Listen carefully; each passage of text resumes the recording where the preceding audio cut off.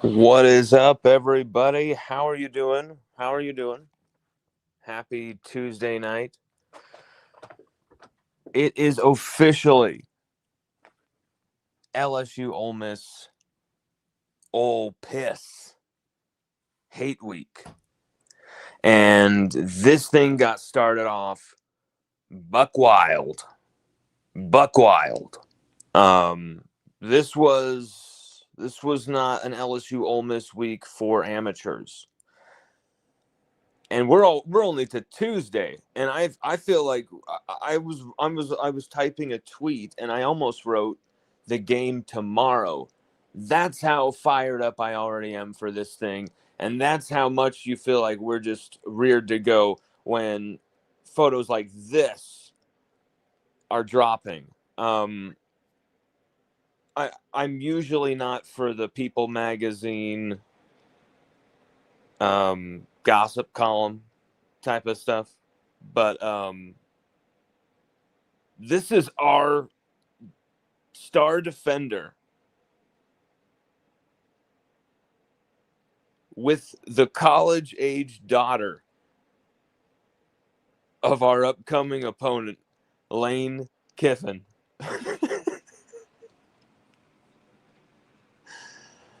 Landry Kiffin. I know this has probably already been talked to death. I'm sure you guys have watched a billion shows or heard a billion talk shows about this. Well, buckle up, because I don't think you've heard it from this angle. This is the perfect way to start this week, because it is not going to distract Whit. Whit is, I mean, it doesn't matter if he was playing against his brother. He would be like revving to go, and the competitive fires of like tackling his brother or something, or playing defense against his brother, see who can get more tackles, that type of thing. He would be real rare to go, but he is not going to be distracted by this. The person who's going to be distracted by this is obviously Lane Kiffin. There's no getting away from this. It doesn't matter what angle, where this started from, any spin you can put on this. There's only one person that this story is really going to distract and destabilize going into this game, and it is Lane Kiffin. It is Daddy. I mean, well, there's another daddy in the picture here with Whit Week, but uh, I digress. Lane Kiffin is due to be distracted going into this game. I don't care what happens going into the game as far as what he says, preparation, what kind of spectacle goes off in a press conference. I don't care what type of coach speak he gives us or what type of tone is set going in. We have seen a script before like this, where Lane Kiffin creates a very distracting scenario for himself. And this is one that is a little out of his control, though. This is his daughter, obviously. Who knows how this began? People have their theories, saying that, basically Lane is trying to get the daughter to distract a player or get information on LSU from the play. That is such bullshit. Lane Kiffin is not pimping out his daughters. Okay. And if that ever comes out that he is, wow. Evil stuff right there. That's not even like comedy at this point. That's getting dark. So I don't think that that's happening. This is obviously, from sources I have, on organic kind of, they just met, and I believe it was on vacation in Florida, in Destin, over the summer, and fell into a relationship pretty quick, hard and heavy. And it's a relationship. I mean, this is such a unique circumstance for specifically the NIL era, where players could have a long distance relationship with a head coach's daughter from another team and a direct opponent's team, due to the increased finances, the plane trips. I mean, it would suck to do the long distance thing, but it is actually doable, believe it or not, in this day and age. And so that's why this is only such a unique story for our time. You know what I'm saying? And this is only going to benefit one team. This entire thing. I mean, look where her right hand is, right, guys. Look where the right hand is. Oh my God, Whit. Like, Whit Weeks is an absolute bad. I mean, like, could this dude look any more like a badass? Just like, he's already got an 80s action hero vibe to him, but it's like, it's not this plastic Jean-Claude Van Damme BS. He's got that human quality to him that everyone just loves about him. Straight from the accent to the personality, the aggressive personality. And now you're seeing that he's got the Southern charm as well, and he's getting the ladies. And it's just hilarious that the opposition head coach has a daughter who, by the way, at one point was going out with Walker Howard, former LSU quarterback, former St. Thomas More legend. Walker Howard, former 5-star quarterback, who I really love. Walker, really hope he excels at some point and reaches his potential, because man, he was good for a while there. He was incredible. She was going out with Walker Howard for a while when he was at Ole Miss. Okay. And now we'll cover up that right hand for Lane's sake. But his daughter was going out with Walker Howard for a bit there when he was at Ole Miss, and now she's going out with Whit Weeks, LSU linebacker, and she posts this. She posts this photo Monday, I believe, early Monday, or was it Sunday night, something like that. Wow. It was a shot heard around the world. My buddy Christian Cowley from Tingle and Company was one of the first people to post it. I had seen it and I was like, oh my God, and I was asking certain folks about the photo, just to kind of cross my I's, cross my T's, dot my I's.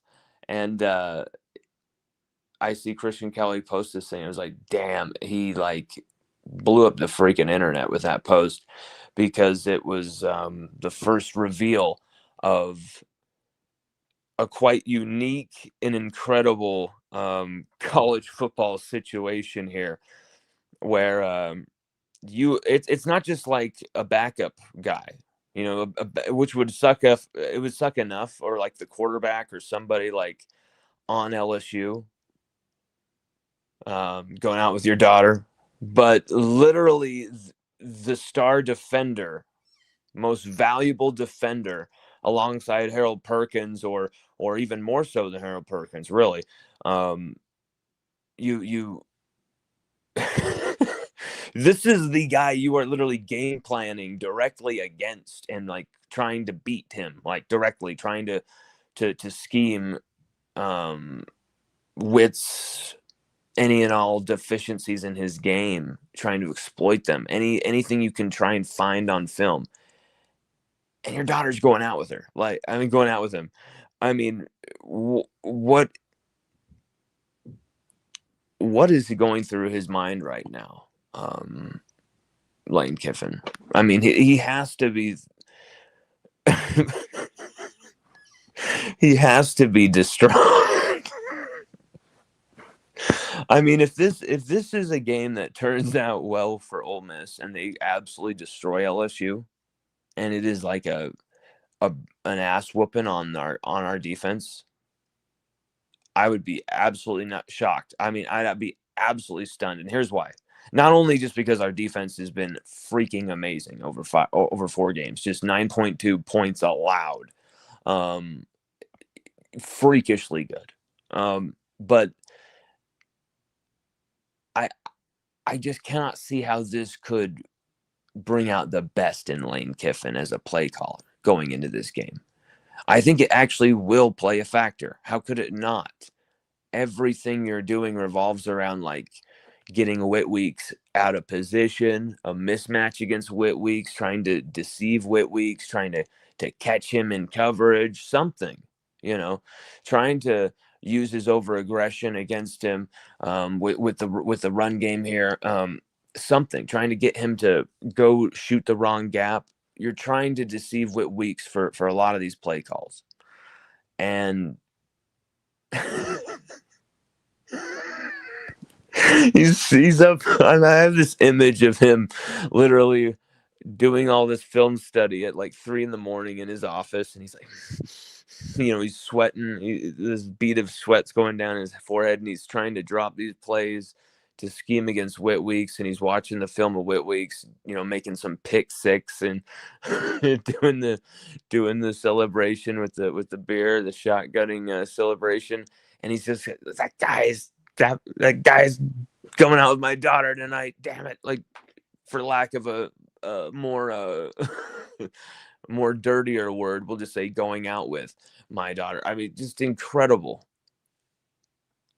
I mean, Kiffin has got to be like, what are you doing to me? What are you doing to me?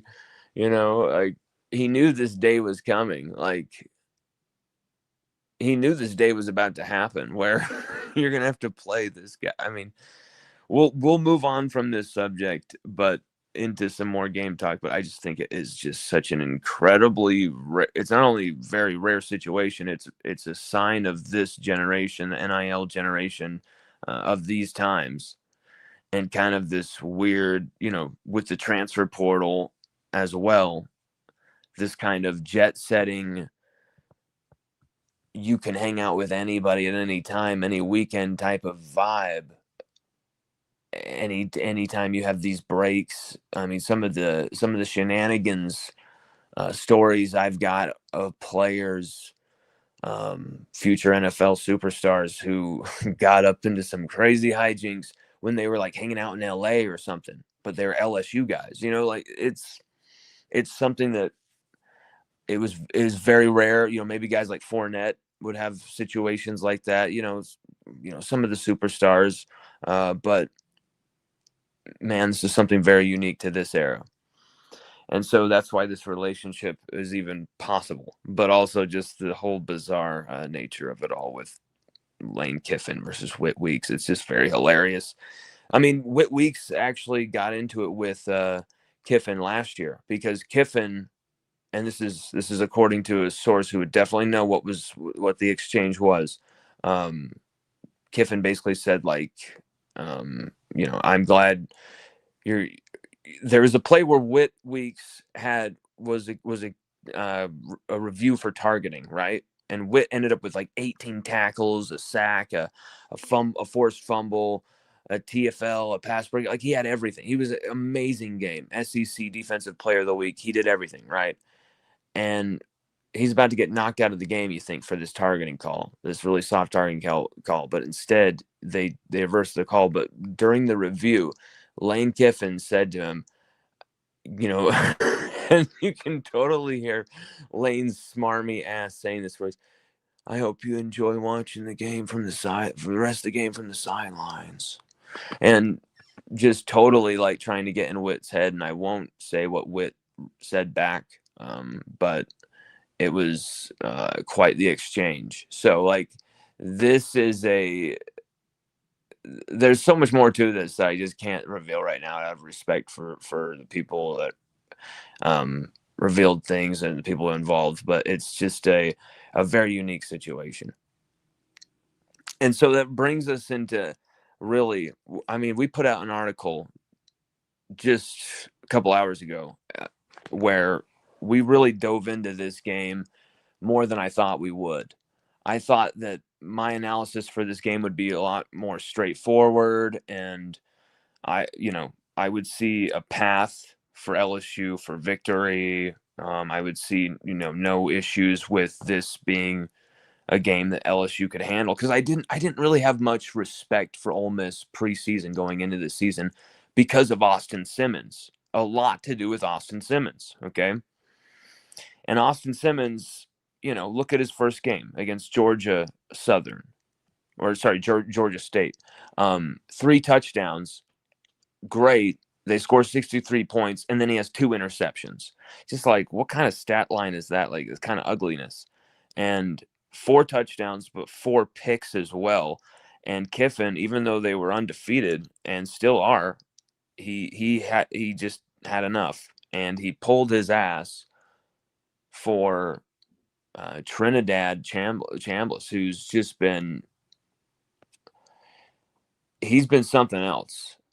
He's somebody that absolutely is freaking me out. He's made their offense a lot more dynamic. 4 touchdown passes, I should say, 0 interceptions. He's leading the conference with 11.6 yards per attempt, and 17.1 yards per completion. So a lot of big plays here. You also have their tight end, Daquan Wright, 26.6 yards per catch. That is leading the SEC as well. So you've got a big play tight end combining with Trinidad Chambliss. These guys leading the conference right now, 719 passing yards, 67.7 passes completed for Trinidad Chambliss. So he's come in and been incredible passing the football. He's been dynamic passing the football. But where it worries me for LSU is just some of the snapshots I've seen of him running the football. 195 yards, 36 carries. They are very committed to him being involved in the running game. 5.4 yards per run, 2 rushing touchdowns. And they also have the leader in rushing touchdowns and in carries overall, Kawan Lacey in the SEC. 358 yards, 7 touchdowns, and 79 carries already this season. 79 freaking carries for Kawan Lacey right now. Definitely one of our danger players, Kawan Lacey, going into this game. You cannot let this guy get going. And you definitely cannot get Trinidad Chambliss going in this dual threat. Because here's the thing. LSU against DJ Lagway, against Cade Klubnik. There were some moments where DJ Lagway is really damn good at extending the play and making throws on the run, doing all this stuff that he's not quite like a running quarterback or anything, but he's great at using his legs and as athleticism to extend the plays, okay, and then make throws. Whereas Cade Klubnik can actually hurt you with his legs. And you saw LSU were stout against a more rushing-minded quarterback, and you saw Clemson trying to call some of those plays that have hurt LSU in the past. And you've seen a definitive defensive evolution, and Clemson was a great test for them just because of Cade Klubnik with his dual threat abilities. He could hurt you with Wesco and Williams through the passing games or with his legs. And on those option plays, he had nowhere to go with the football. What does that tell you? That tells you that Mansour Lane, and whether it's PJ Woodland or DJ Pickett, they're locking it down back there. Halsey, Cooley, no one wants to throw the football into that crew. And then you got Harold Perkins roaming around in a free roll. Good God. This defense just has to stay healthy because they are imperatively good. But they have to show in this game, it's going to be their first true test against a true dual threat quarterback in Trinidad Chambliss. And Chambliss is someone that he worries me, man. Like he's damn good. He's got that. He's got something to him. And here's the thing, though. I have total faith in a fully healthy LSU defense to put the clamp down because they're just that good. Like this LSU defense has shown that they are assignment almost perfect. Like, they won't break their assignment to go chase like a sack or a TFL or a pressure. They'll like hold the rope and let the other guy, fill the gap and make the play. Like, everything how it's designed is just beautiful. The way they trade off coverages, the way that they don't bite on crossing routes or these fakes. And then, when they get beat for a play here or two, it's kind of like, wow, okay, that hasn't happened for a while. Like, it's absolutely hilarious. And like, yes, LSU allowed a lot more yards against Florida, but that's absolutely due to certain starters getting ejected, getting hurt. You know, you were down to freshmen at linebacker, and they were attacking that little small yard area of the field with, getting tackled right after. And so LSU still didn't allow that many yards, even in that game. So LSU have shown their depth defensively, but they've also shown their speed and their athleticism, especially around the edges, to make the plays to get the guy to the freaking ground. Just get the guy to the ground. Avoid the big play in this game. Hold Ole Miss to field goals are really, really tough.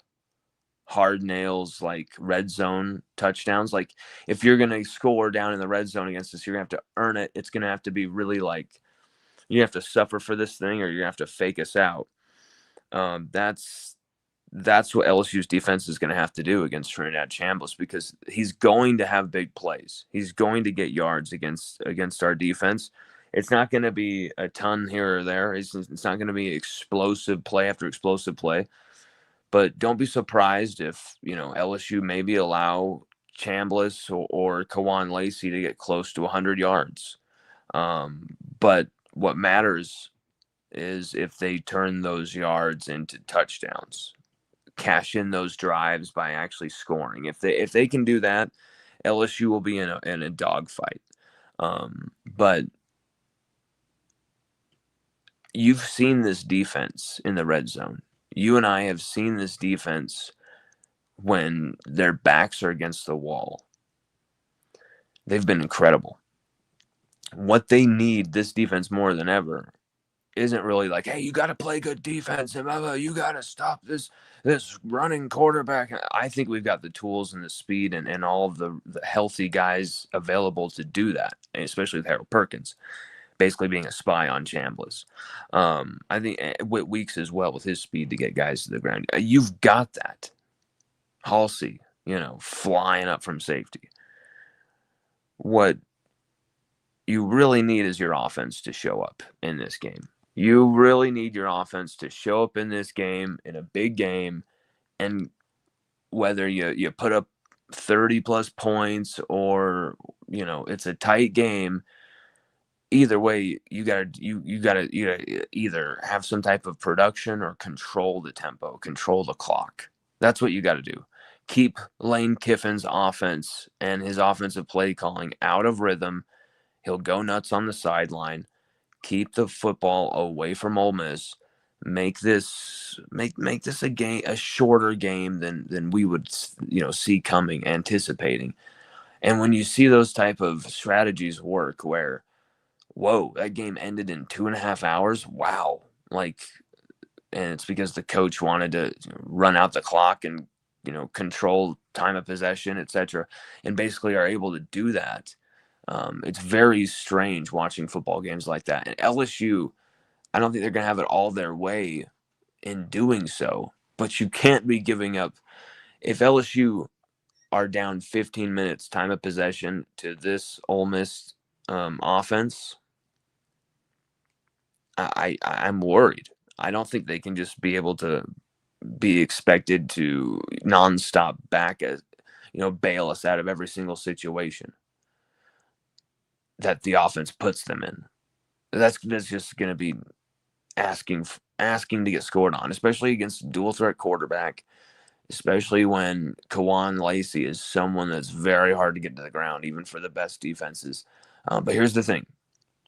In typical Ole Miss fashion, there is a lot of schedule padding where they've had a couple of tough games, but on the most part, this has been an easier schedule for Ole Miss, and so you've got a pair of 4-0 teams now on a collision course that some may be trying to make the argument of, hey, because Clemson lost a bunch of games now, and looked terrible, probably could have lost every game, really, to Troy as well. It doesn't take away the significance of beating a top 5 team, in my opinion, still. But of course, Clemson have been a disaster since. But so I don't think we should take away any shine from Ole Miss's victories. So we'll just won't go into that, but we will kind of point out some things as we go through.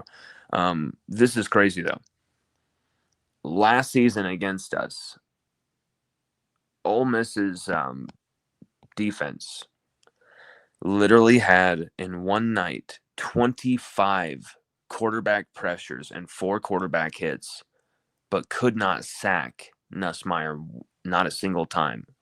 That was last year against Garrett Nussmeier in that overtime win. Their defensive front, Walter Nolan and company, 25 quarterback pressures and 4 quarterback hits in a single night. And they also held us to 84 yards rushing for just 3.5 per carry. And you and I both know what happened from there. Aaron Anderson delivered in some clutch plays. So did Mason Taylor. Nussmeier throwing the football. And Kyron Lacey, who had he was showing up for LSU all game while LSU were just kind of in park still offensively. And luckily our defense showed up here and there because of Whit Weeks making so many plays and keeping us in the game. And then Kyron Lacey delivers with that overtime touchdown in that special moment. That was a crazy game. But here's the thing: this year, Ole Miss, they don't have a Walter Nolan or a Troy Amos at the back. Amos had 3 pass breakups last year. They had 9 pass breakups against Garrett Nussmeier last year. Ole Miss's defenders. 9 pass breakups. 9. Well, Trey Amos, 3 of those, he's gone. And another guy who had 4, Kanadi, he's gone as well, I believe. But here, this year, Pete Golding can't really count on, in my opinion, providing such a relentless push up front. I mean, they do have Deshaun Womack, former LSU Tiger, and they've got a few guys that are worrisome to me, but they really don't have the ability to dictate up front, you'd think.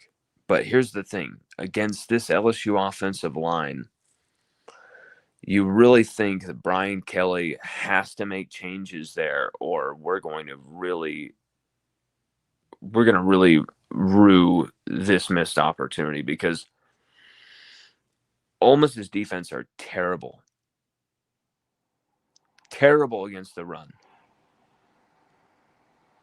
And even if you don't have a healthy Caden Durham, you could run all over this team, or at least enough to control the game with a Harlem Berry, with a Caleb Jackson, who looked pretty good on a few plays that last game. And then Juwan Johnson really showing out as well. So you've got 3 strong options there at running back. And it's kind of interesting. I think you'll get the best out of everybody, because they can kind of smell that the job's available there, with Caden Durham being kind of day to day. And maybe LSU gets Caden Durham. I think let's operate on maybe let's say that we won't have Caden Durham. Okay, if we won't, what will that look like? I think it'll still be a positive chance that we could have, if there is some changes to the offensive line setup. Does that mean you give Carius Kern chances at right tackle over Weston Davis?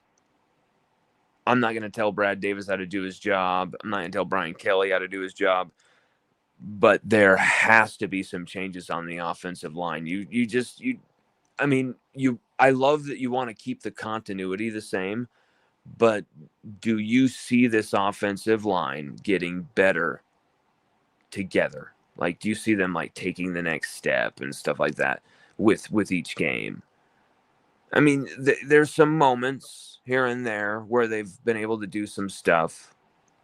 The end of the Florida game, that 51-yarder. But here's the thing, you put Jack Pyburn in the game as a fullback. You bring in Donovan Green. Yeah, you have Bauer Sharp out there as well in this really tight super jumbo formation.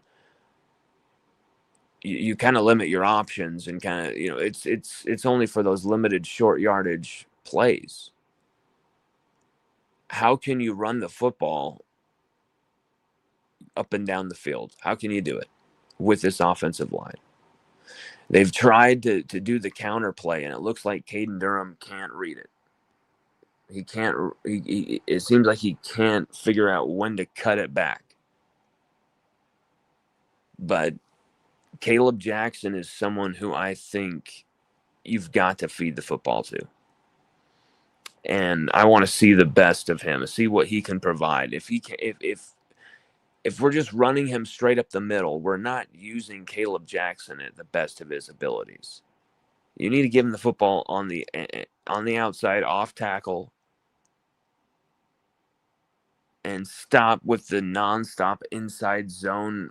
I mean, even the pistol stuff. Either go under center or stay in the shotgun, but the pistol stuff drives me nuts, in my opinion. That's just my opinion. But this LSU offense can be dynamic, and it needs to be against Ole Miss. How many points are we going to have to score against Ole Miss? Who knows? It could be a game where LSU can eke out a 20-17 victory again. Something like that.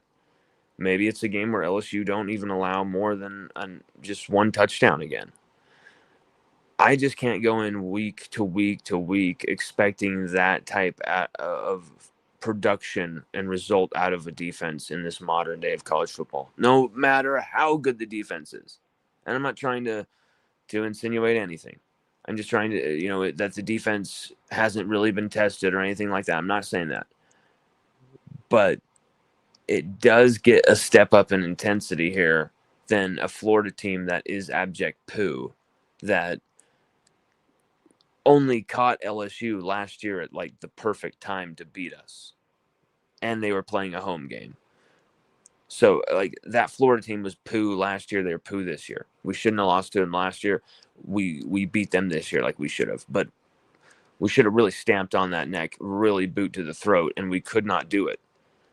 This is a game against, a play caller like Lane Kiffin, where you have to finish him off when you have the opportunities. You just simply have to kill you. He's like Michael Myers. You can't, be like, oh my God, this is such a moment. I've always, dreamed of killing the killer of my parents, or this is such a moment of Michael Myers. We've got you, oh my God, this is the moment we're able to, some type of tagline, send you to hell or something, and then he, of course, gets the gun, jumps up and grabs the gun because you've taken so much time. Like, you cannot do that with Lane Kiffin. He's beaten LSU too many times for my liking. And you know it. I know it. And it's not something I want to watch happen again. And this Ole Miss team, frankly, I don't think we should be very intimidated by this team. Okay. Let me give you some of this. Let me give you some of this straight talk here. Okay. Ole Miss currently allow 190.5 rushing yards per game. Did you hear that? Ole Miss currently allow 190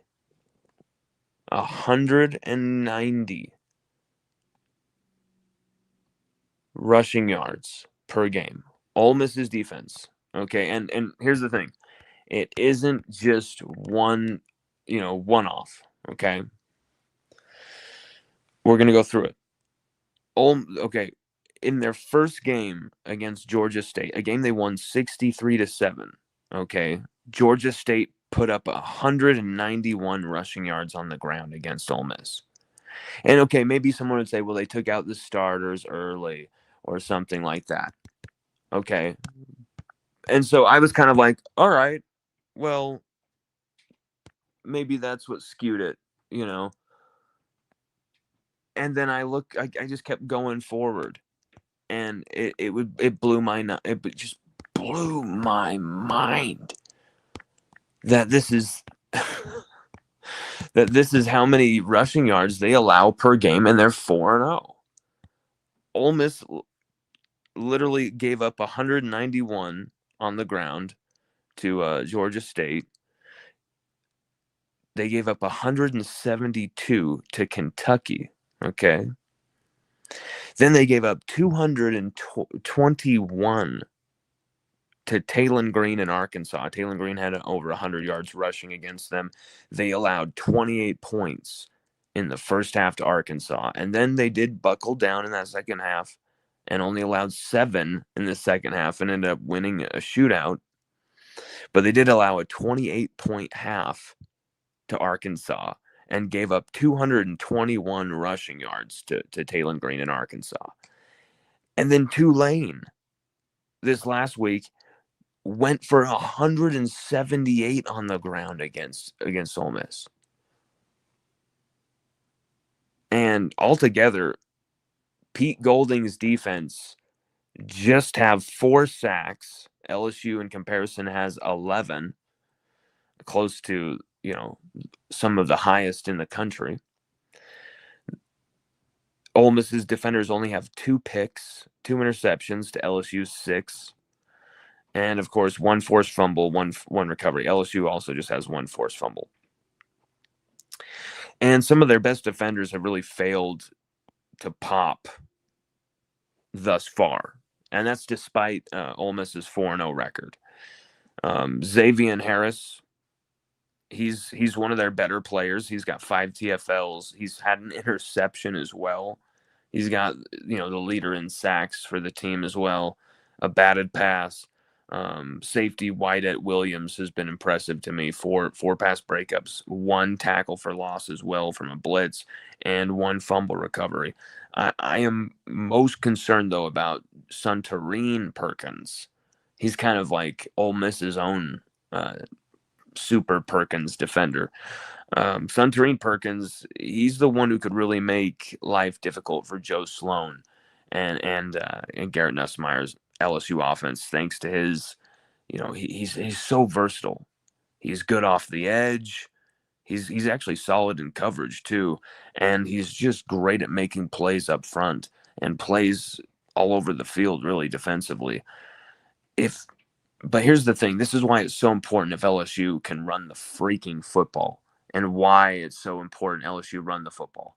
If LSU can run the football, it completely negates Suntarine Perkins and what he does best, and completely takes away that scary, X factor.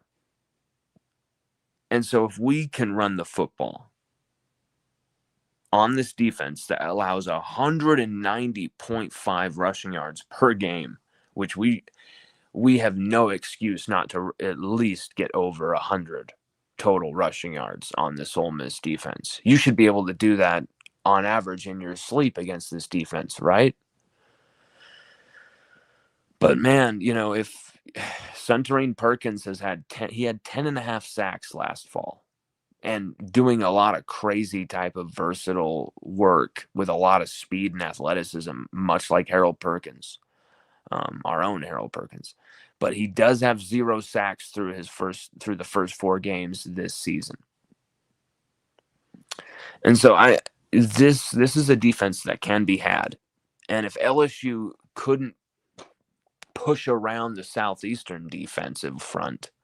You know, how are we going to expect to push around the Ole Miss front? Well, I'm just going to say that this Ole Miss front should be pushed around by this LSU offensive line, because they are bullyable, beyond bullyable. And this LSU offensive line, some of these guys with high rankings, high pedigree, they have to prove it at this point, or else they're not going to be, starting for LSU's offensive line anymore. Because this is a moment where if LSU don't even have to put up 190 yards, don't even have to put up 150, if you can rush for 120, 130 even, 110 even, but just control the clock when LSU's defense needs it most, and then at least punch it in for a couple key third or fourth downs, a key touchdown, things like that, then then mission accomplished. But it's also, once again, another indictment on our offensive line and our offensive line development, that I'm not expecting more. I'm not asking for more. I'm just saying, well, hey, if they just rush for 110, we'll be fine. We'll be good. I mean, an a typical LSU offensive line, even in like the worst of seasons, would be licking their chops right now going into this game to put up like 240 rushing yards on this defense. They've allowed 190.5 rushing yards per game, and it's been to a wide variety of opponents. And most of them don't look to be very threatening, do they? I mean, Tulane are probably the best team of the bunch. Tulane, Arkansas, Kentucky, Georgia State. They were in a 30-23 back and forth against Kentucky. They had to pull out. And I was about to make a crazy joke right there, but we will refrain ourselves. But this is a defense that hasn't been impressive.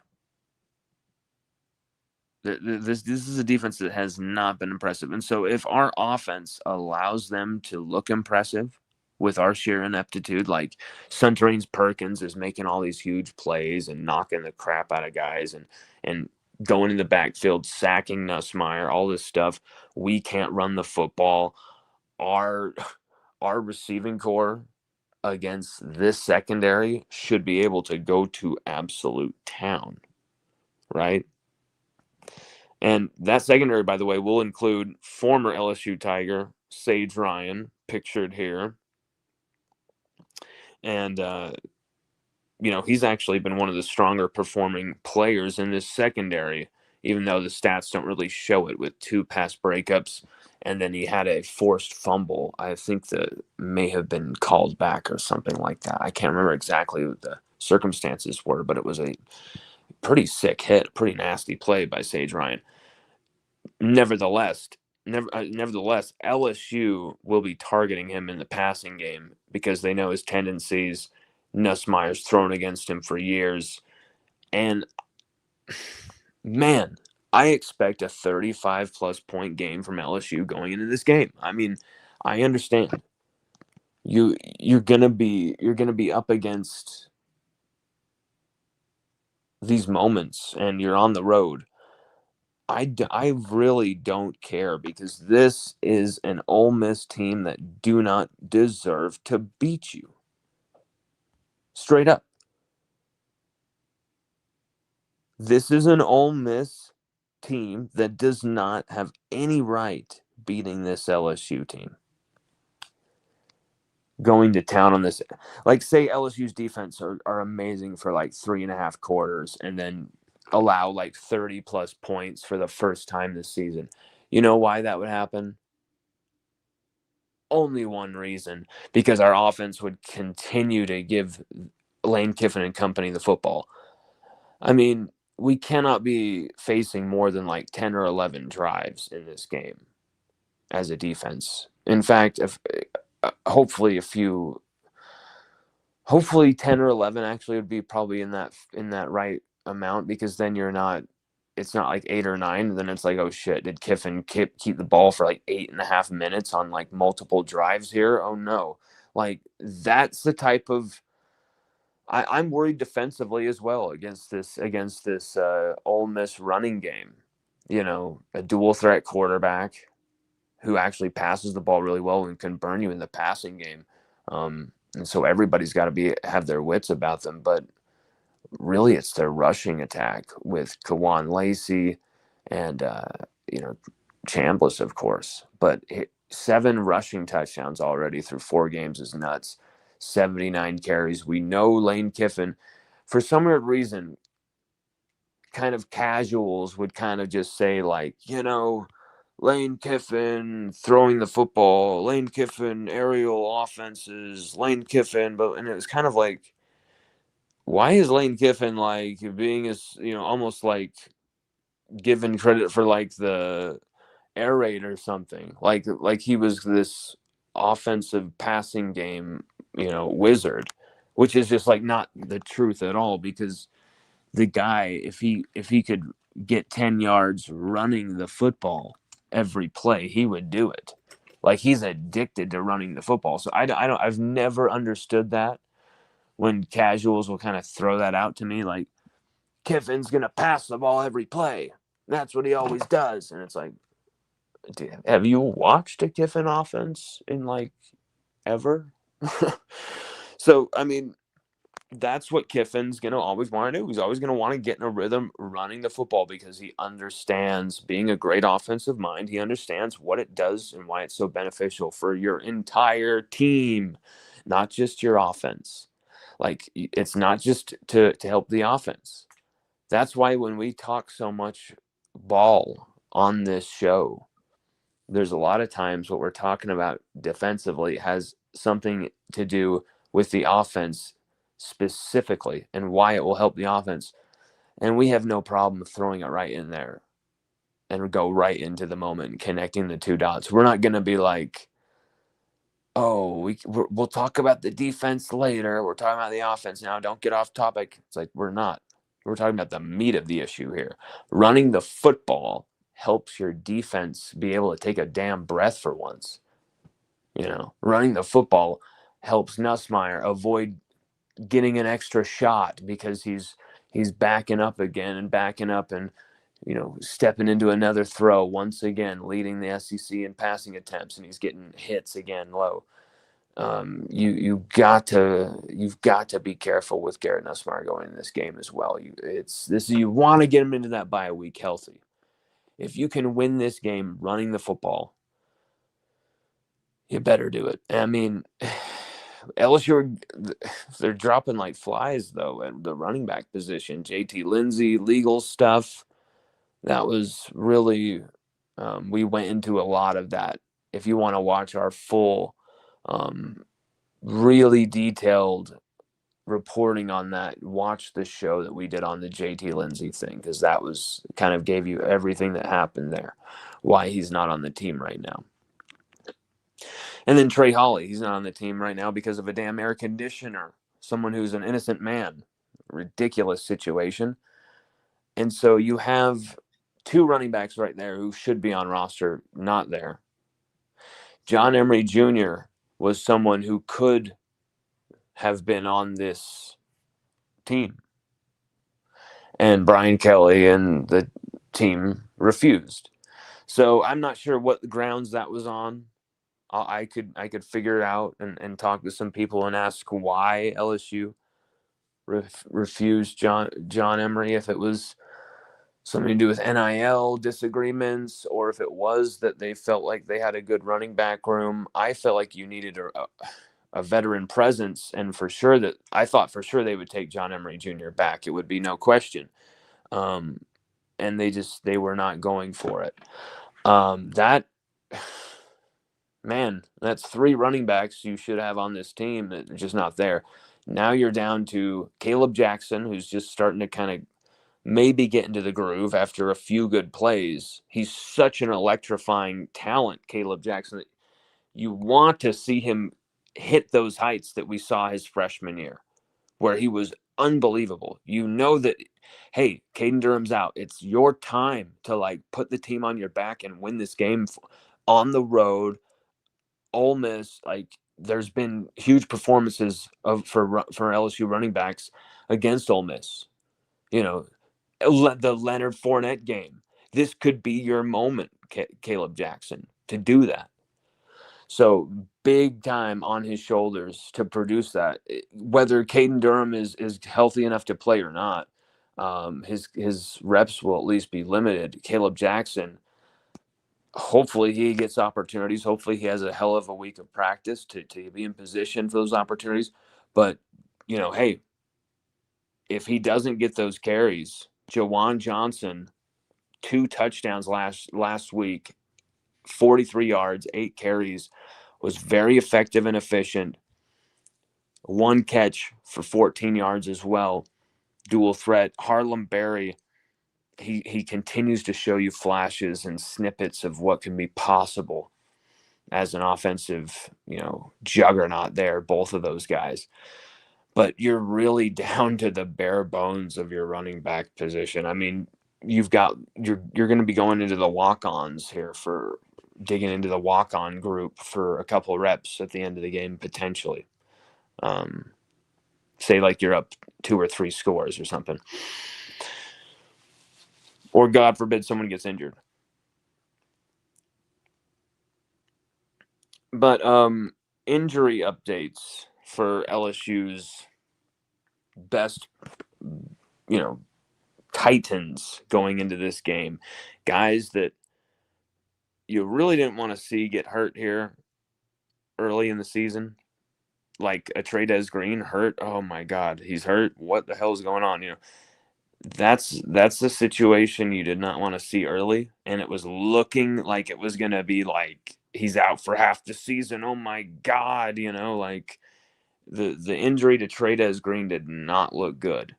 It did not look good for him, right? He got all twisted up and bad, and I was just like, I'm not. Let's just hope. Let's just hope. This is crazy. And luckily, he's going to be fine to play in this game. He would have been able to play against Southeastern. Trey'Dez Green back. West Weeks, he's probable. I think the only way that they wouldn't play him that much in this game is if LSU run away with this thing. He's set and ready, West Weeks, to play in this game. West Weeks was having a career game against Florida when he got knocked out of that game with a calf strain. He was pressuring DJ Lagway into the netherworlds of the backfield, almost sacked him. Incredible effort from West Weeks. He's back. Whit Weeks, no ejection, suspension to deal with or any injuries for him. He's, I was thinking about this. Whit Weeks hasn't had to play many snaps over the first 4 weeks due to that. And so Whit Weeks is going to be very fresh going into this gauntlet, right when we need it the most. It's, when we need leadership, when we need the focal point of this defense, Whit Weeks to be the man. When we need him the most, I think he's ready to answer the call. And then you got Harold Perkins on top of that. You got AJ Halsey, Tamarcus Cooley. You got Mansour Delane being, literally freakishly good, imperiously good at corner. And I was saying it all off season. LSU have themselves a lockdown corner. And I kept telling you, we've got him. We've got him. I didn't think he'd be this good. He is like damn near perfect in every grading metric you can find. Damn near perfect. 7 forced incompletions through sticky coverage, 4 pass breakups, an interception already this season. And it was a very key interception. Even though LSU didn't score off of the interception, it still took off time and it rattled Cade Klubnik's already fragile existence. Mansour Lane is absolutely, I mean, one of the most important transfers LSU have had in recent memory. How good he has been. LSU have star power all over this defense. I mean, Devon Keys is like the third string backup linebacker here. He is leading the team in tackles. He's had a pick six in his career already. He started key SEC games on the road and at home. You have everyone who's willing to answer the call. DJ Pickett right there, who's hanging out there with Harold Perkins in this photo. Man, there's a lot of star power on this defense. I would be shocked if this defense isn't up to the task of bottling that offense and that rushing attack. But here's the thing. The step up in talent comes up a bit here as far as what LSU have been facing already. Although, hey, Jaden Baugh is right up there with the best running backs in the SEC. And LSU's offense held him to 46 yards. LSU's offense. LSU's unbelievable Blake Baker Bayou Bandit defense held him to just 46 total yards of offense. He did have that catch for 67 yards that was, brought back due to a holding on Jacoby and Guillory. Another huge impactful play by Guillory, taking 7 points off the freaking board. But this is what LSU's defense has been able to do. We haven't allowed anyone to rush for more than 50, 60 yards. No 100-yard rusher, of course. LSU have just been completely bottling everyone defensively. And it's been special to see.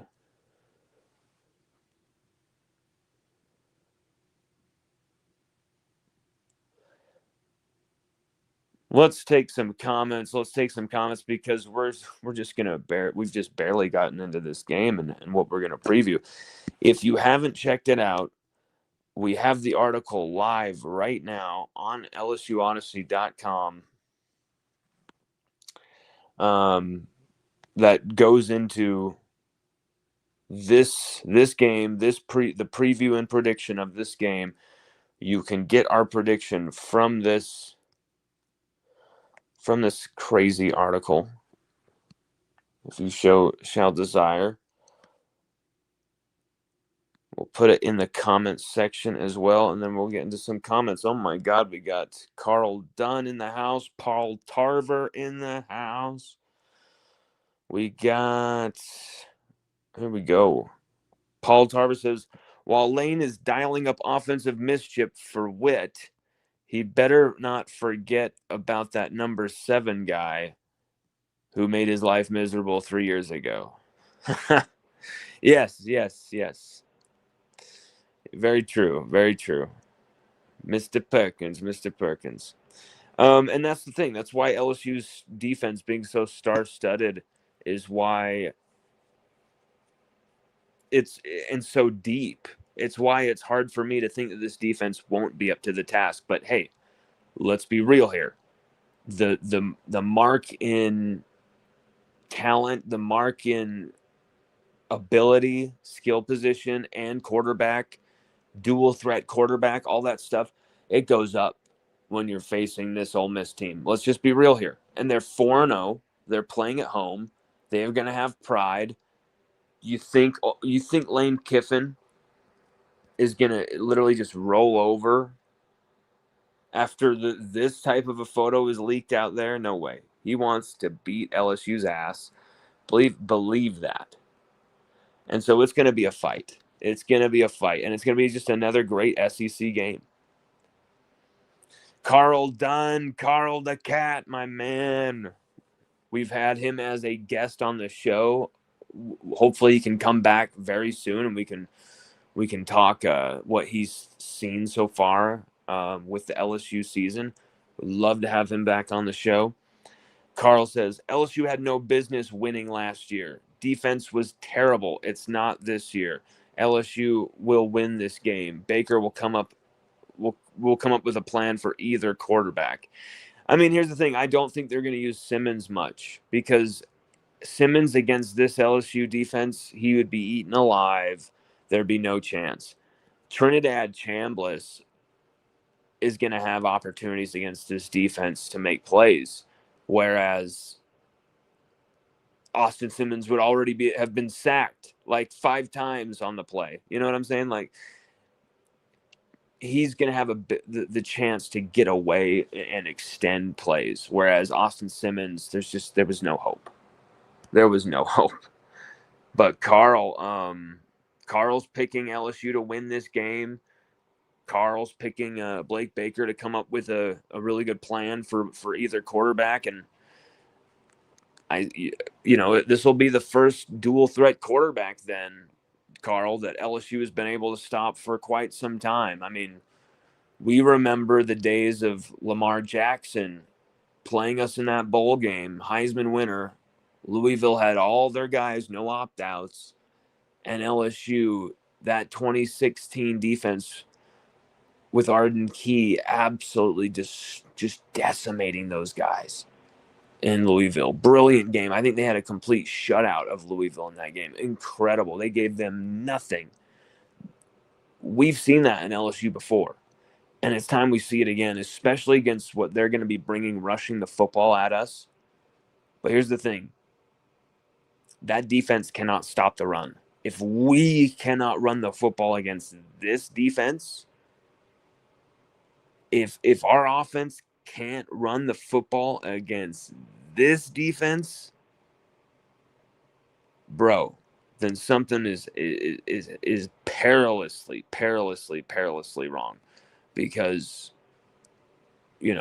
whether you have Caden Durham in the game, whether you don't, whether you have Caleb Jackson, whether you have this guy or that guy running the football, Jawan Johnson as well now announcing himself. LSU should be able to run against this defense, and I expect them to.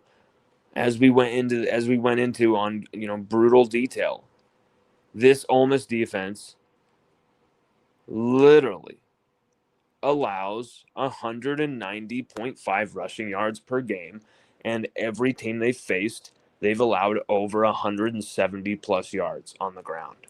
Every team.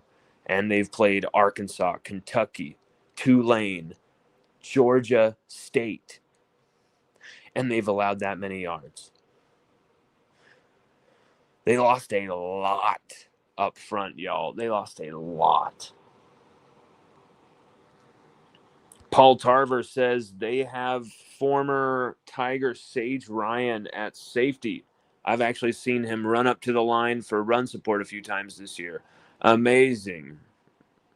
Paul Tarver saying with no amount of sarcasm. Paul, my man. Sage Ryan, great kid. I'm not going to ever say a bad word about that kid. I know people have opinions about him in Baton Rouge and in the state of Louisiana. I know he's still got, the love and admiration in Lafayette and New Iberia and those places, because I think people understand what was lost with Sage Ryan, the possibilities that were there. Sage Ryan told us in an interview that he was always kind of disappointed once he really went into college football, because he was playing defense and he was so used to playing defense, but then also getting to, do special teams, return the football, play running back, play receiver, play all sorts of different, weird situations offensively. And he said, without the ball in my hands, it feels like incomplete. I can't remember how he said it, but that was basically how he put it, was that it just didn't feel right playing football without having the ball in his hands. And with a player so versatile and so successful as a return man and as an athlete like that, and for LSU to be so desperate, needing somebody like that on our team during that era, and we didn't ever use him in any cool, versatile ways. We didn't ever use him on offense. We didn't use him in the return game. That's absolutely incredible. That's absolutely kind of a huge, horrible indictment of what we were doing as a team at that time. And also, I mean, he was a 5-star super talent. Let's not pretend that he was some scrub. And let's also remember that his position is safety, and he played for, how long out of position at corner or at nickel. I mean, his first LSU appearance was as a true freshman, starting against Florida and against Ole Miss at nickel. And, actually having some somewhat success, past breakups, having some good plays. It took, I think he only allowed a couple touchdowns passing wise during his time at LSU. He was pushed out there at corner and nickel when he really was actually a safety. And I mean, remember the hit he had against Arkansas last year where he absolutely just bone crushed that dude, and everybody was all hyped about the defense for a minute there. I mean, we've seen him make another hit like that this year. And absolutely, it was in this last game, absolutely smashed the ball out of this guy's hands. It was pretty cool. But I think Sage Ryan is quite misunderstood. I think he was a big wasted opportunity by LSU. He's another what if in the great, halls of what ifs of LSU history. There's so many, great, amazing what happened and what is, championships and Heisman's and Bolitnikoff awards and perfect seasons, things like that, 2019, things like that. But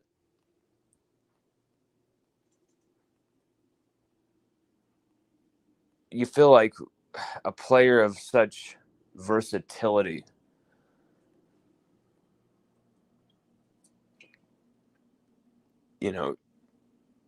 Deion Sanders really maximized Travis Hunter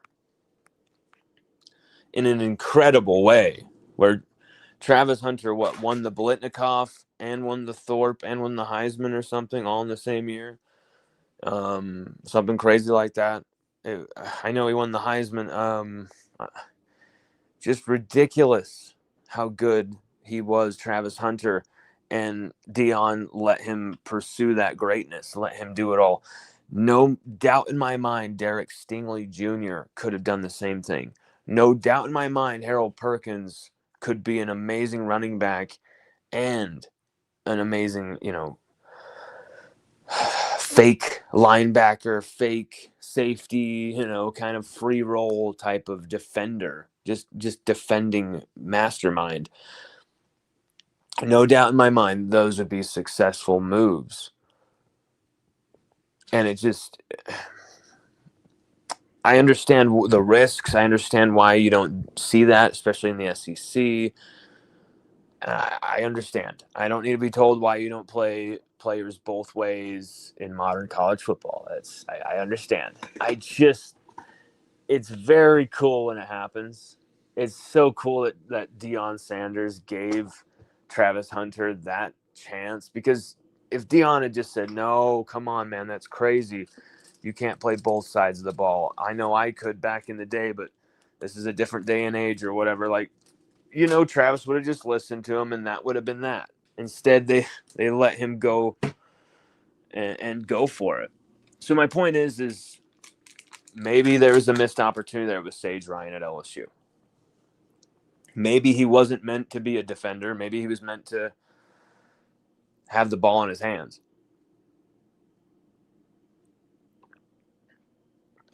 But that's a controversy for another day, because we still have a few more days to go in LSU Ole Miss preview week, and we have already talked so much of this. We can't I